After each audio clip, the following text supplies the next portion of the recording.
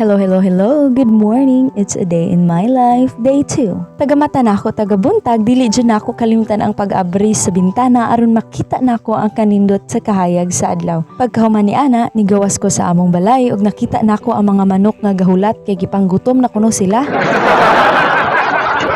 Maong ako na silang gikuhaan og pasaw. Actually, dili jud ako ang perminti nga mamasaw sa among mga manok kay ang pinakasayo mo mao ang ako ang bana. Unya karon, ngano dagay kay naganahan pa siya og higda, so mao to nga naka-decide ko nga sige pasawa na lamang nako sila kay luoy pod basi unyag dili magpaihaw. Ug sa akong gibuhat na enjoy ko sa ako ang pagpamasaw, mao nang gipaspasan na nako kay dili lang pud na ang mga manok mo akong trabaho, daghan pa.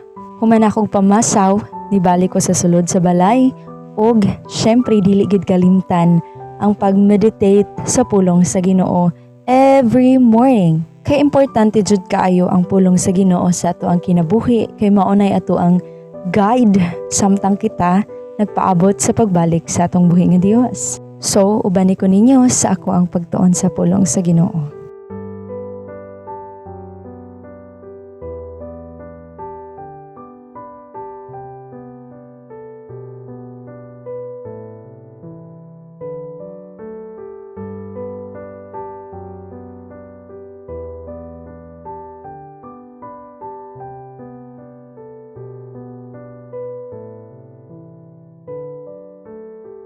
And this is my Rema for today in Deuteronomy chapter 7 verse 21.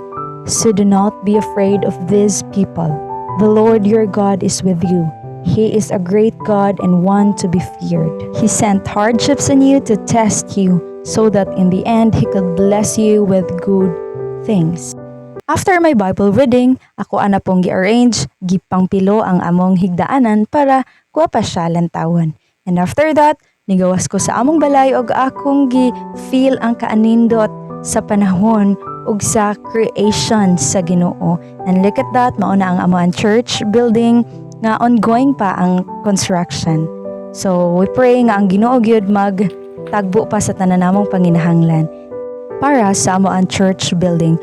Ug pagawas na ako, nakita na ko ang akong bana nga iyahang hinahinoy og trabaho, kalot ang yuta para malubong ang kani siya nga poste kang kinahanglan siyang malubong kay baligod siya kabugat as in. So mao na iyang gitrabaho, wala pa siyang gina-cheer up kay ingon siya nga gahi kuno kaayo ang yuta kay daghan daw bato. And look how far we've come. Layo pa pero layo na. Tungod dagonis grasya sa Ginoo nganong naporma ang among church building. That's it. Bye-bye.